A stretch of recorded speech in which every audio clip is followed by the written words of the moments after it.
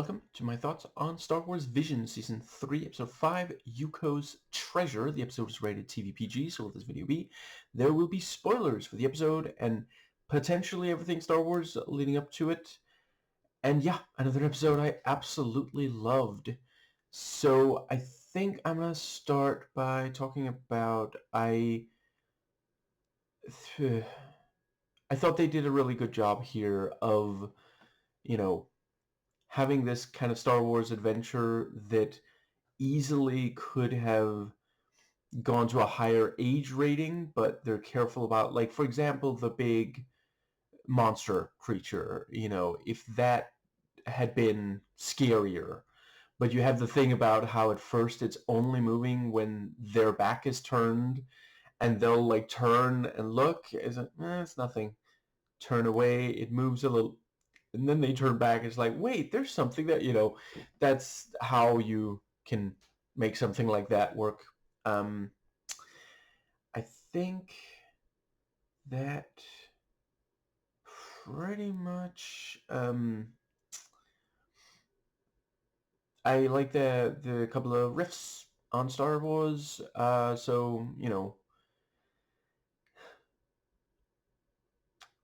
protagonist, Yuko, our protagonist is an orphan who lives on Tatooine, and by the end of the story, at one point goes to, I think it is Mos Eisley, and is told, this is a really dangerous place.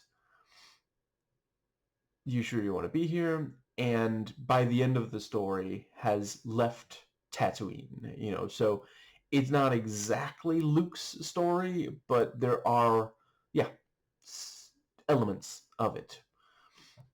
And let's see. I guess that does pretty much cover. So the villain is also one of those, like, he could easily, it could get to a PG-13 or even R-rated level because he's very callous, but because of, like, the comedic stuff about it, like the way that, he's in part, foiled because he did not take Edna Mode's advice. No capes.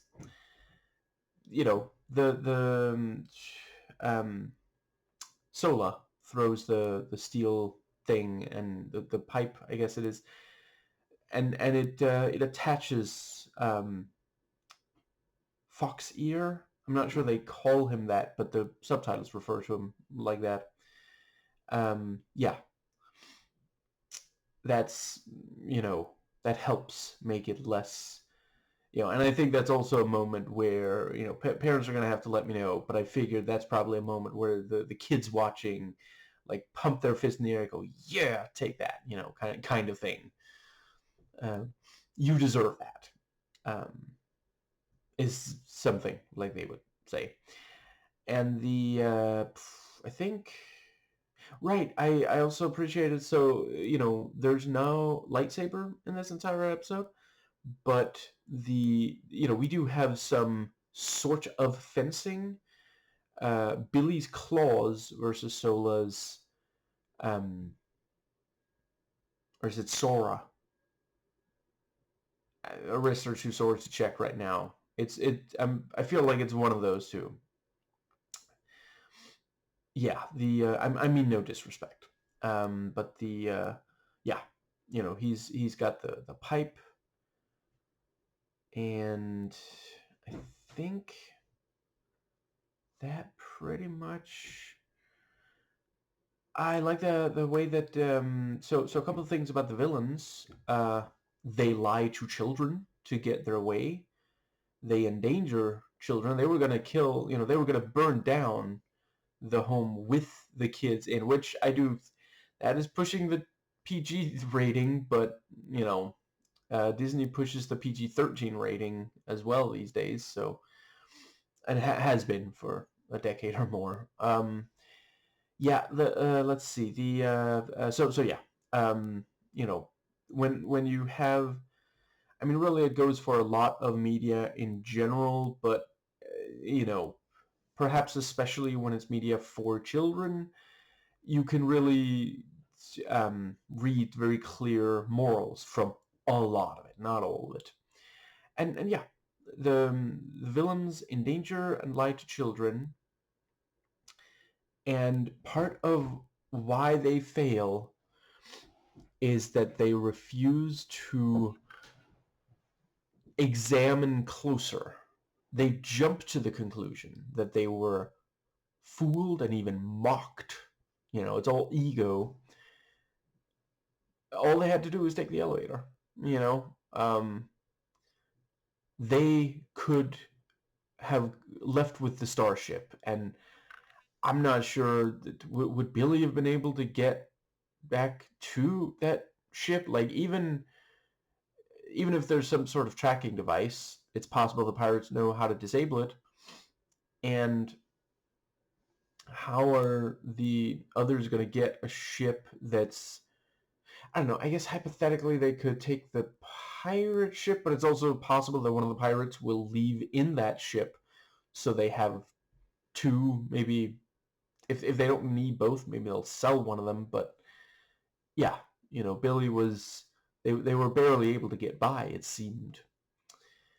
And I think that pretty much covers. So yeah, let's see. Yeah, we have the nightmare that opens, and yeah, we see, you know, Yuko very much like worries about Billy. And Billy, of course, you know, it's that thing, like, I'm not a parent, but I can imagine, you know, a lot of parents do have that, and caregivers in this case, you know, the kid just insists, no, please stay. You know, like, Yuko even says, I don't need a present. Yuko, that wasn't the only reason Billy was leaving. You know, Billy said, I'll make sure to get you a present. So, you know, so you have that to look forward to. You can focus on the present. You know, Billy was leaving in part to sell water. You know, that's something they need. So I guess they sort of are moisture farmers, as well, like in New Hope. And let's see. I appreciate the way that, so there was a study done on, like, what's it called again? I'm not sure I know the word in English. Come to think of it, I read about it in Danish in school.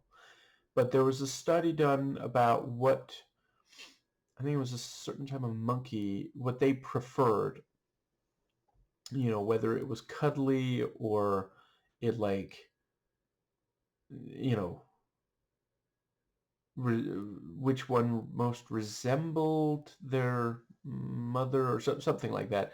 So I feel like, you know, Billy's design is in part to, yeah, because he does seem, you know, like you could cuddle up to him. Not gonna lie, when I was like 6, I would have loved a Billy. But yeah, so Billy goes to, you know, Mos Eisley.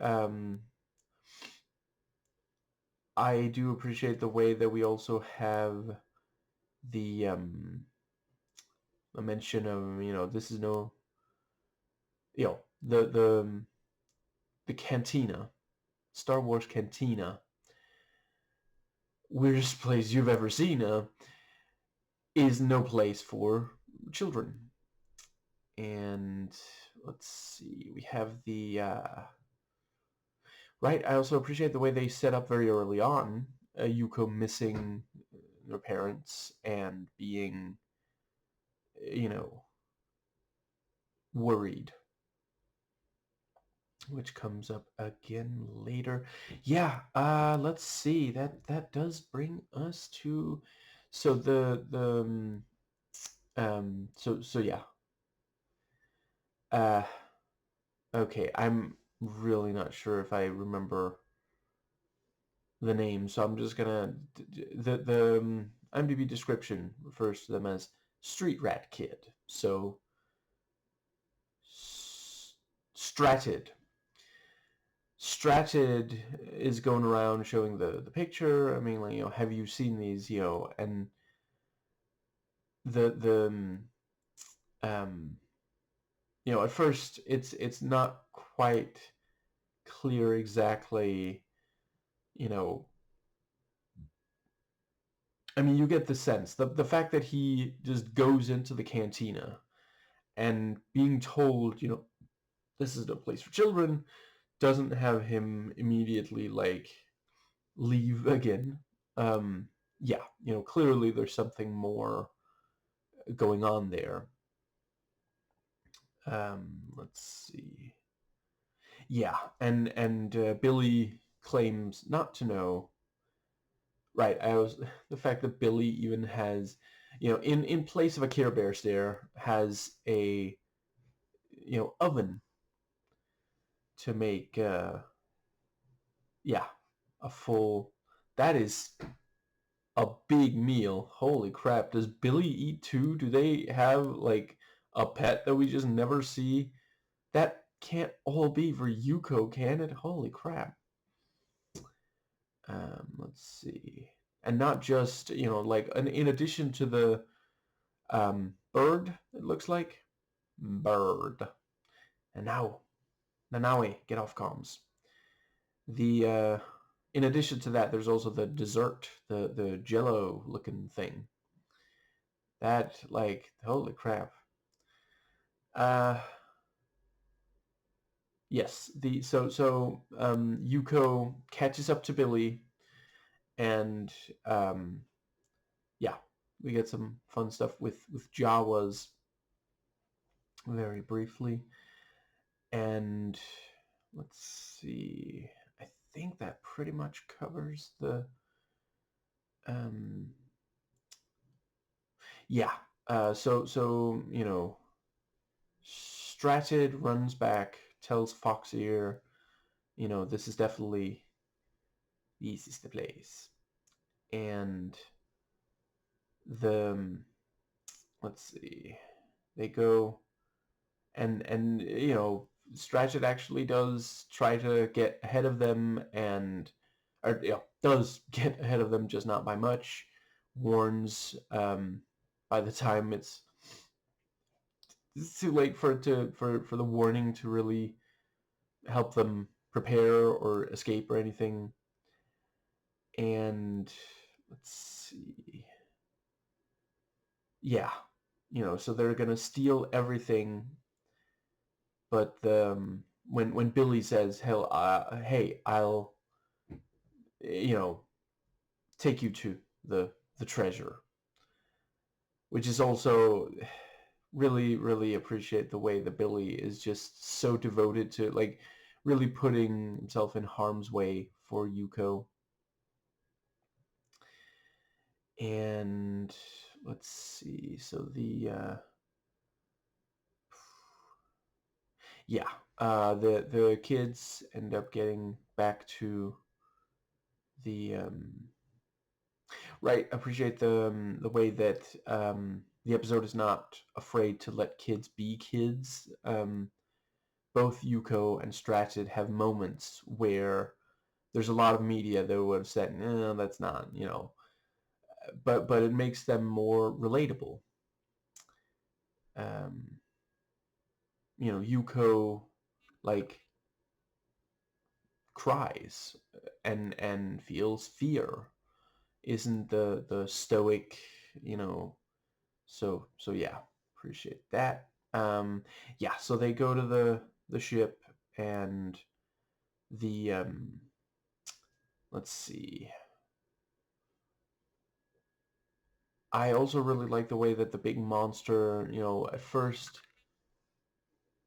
the you know, yeah, they can't quite. They think, oh, there's nothing back there, and then one of them turns back and points and goes, "A big monster!" But the way that they manage to get it to fall off a cliff, and then later it comes back because it's like, well, it might, I could buy that it would be able to survive that kind of fall, and yeah, it spent those minutes just climbing back up, and the let's see, it's got the same trait as T-Rex, I want to say it is, in the at least some Jurassic Park media, where you won't hear, sometimes you'll hear like these big booming footsteps. Other times you won't hear anything, even though you should. Let's see. And yeah, by the end, like the monster and the pirates all fall off the cliff, and the I'm not sure that the pirates are going to be able to get back out of there. They're probably just, down there now. And they might have to continue contending with the big monster. Yeah, I think that pretty much gets us to... So let's see.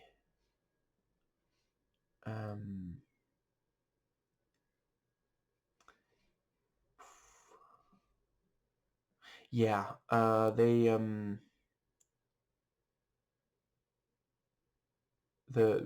let's see. We have the reprogramming of Billy, and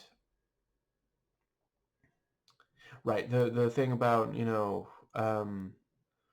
when she says, oh hey, do you want me to do this and that, boss? And Foxeer goes, if you know what I want, why aren't you doing it? That also helps make him less, intimidating for kids. I do love this thing of like, because this is not the only piece of Star Wars media that does it. If you're evil in Star Wars, you gotta have a cape.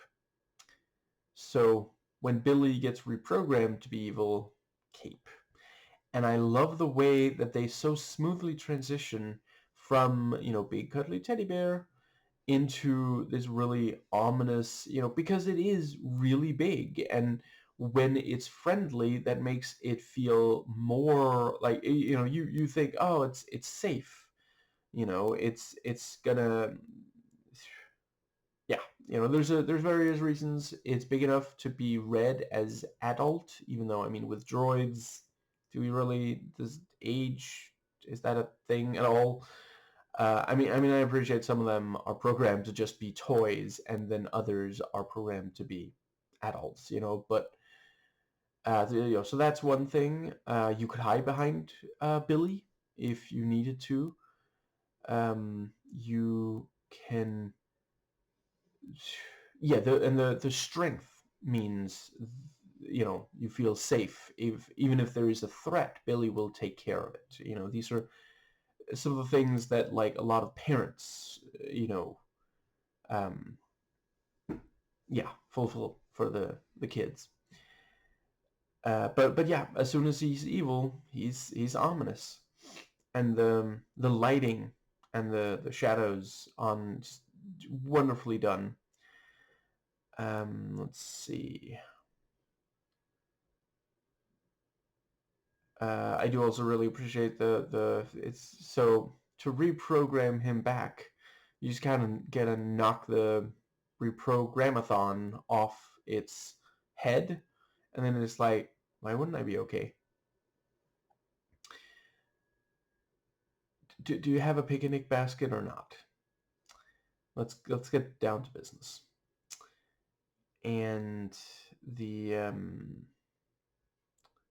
yeah, I think, and they're like, well, I mean, you were reprogrammed to be evil and you were really dangerous. And he's like, oh, bother. I think that pretty much. I do also love, it's such a trope. So instead of just being empty, there's one piece of gold. What was the other one?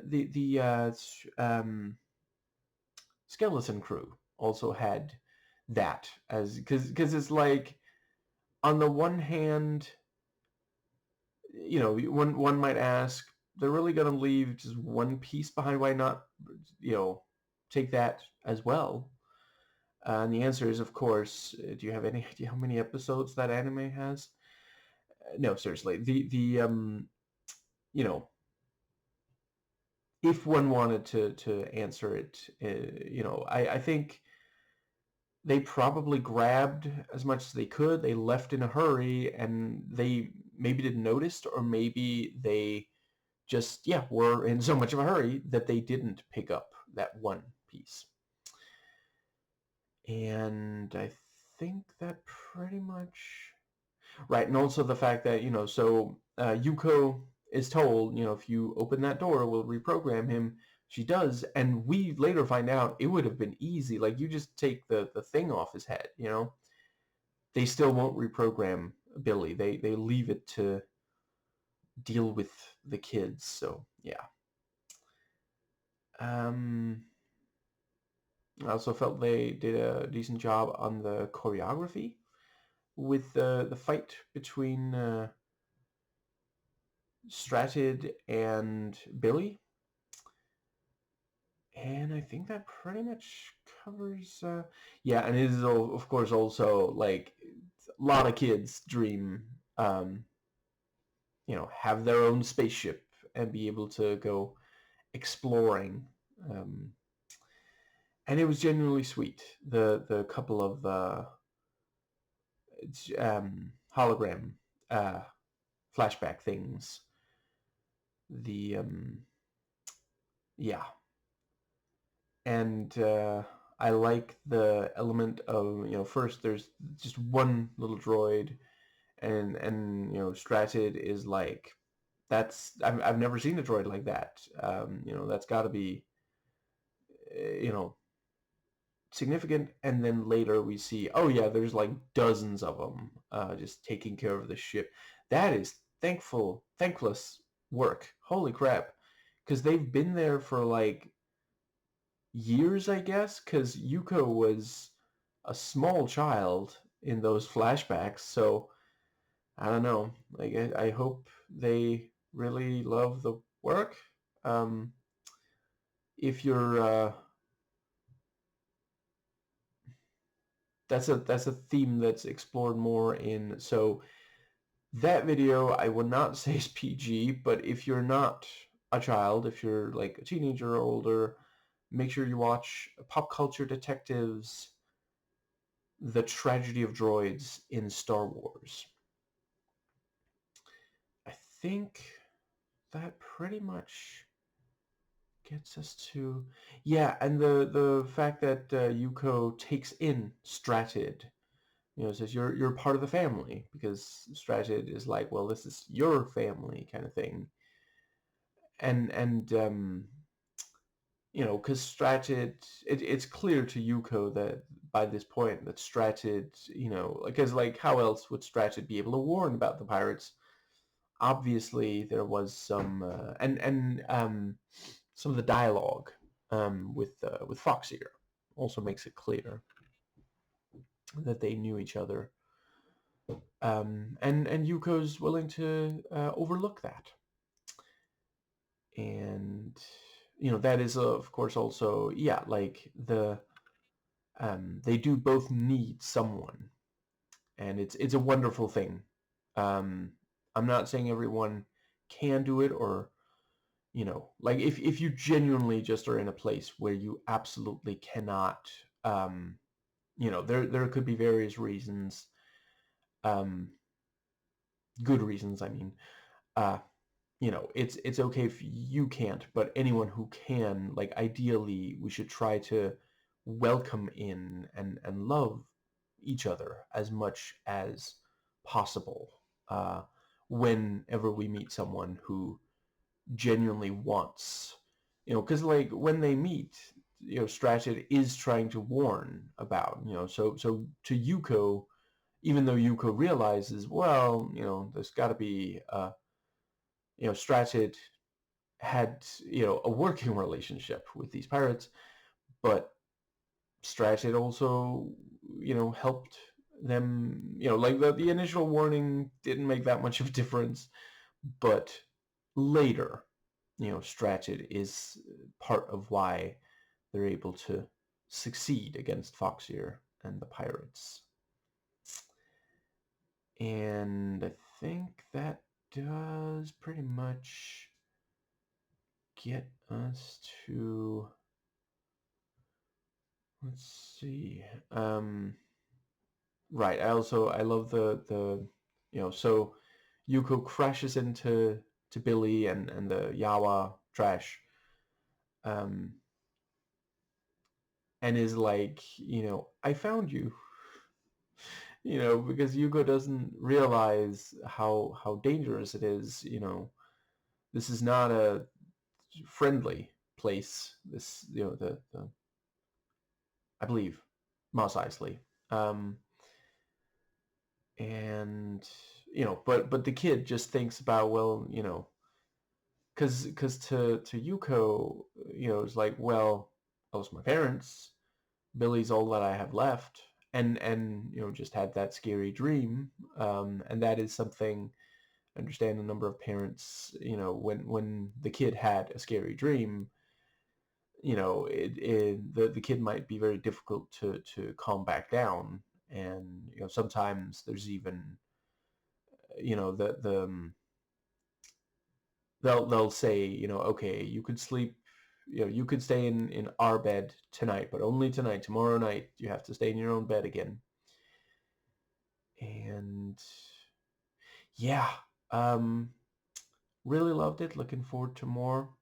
Halfway through the final season, final third season. Let's go with that. I'm down for them keeping this show up as long as they have, ideas. Yeah. Um, and the let's see. Yeah. So Yuko, Billy tells Yuko, I was gonna.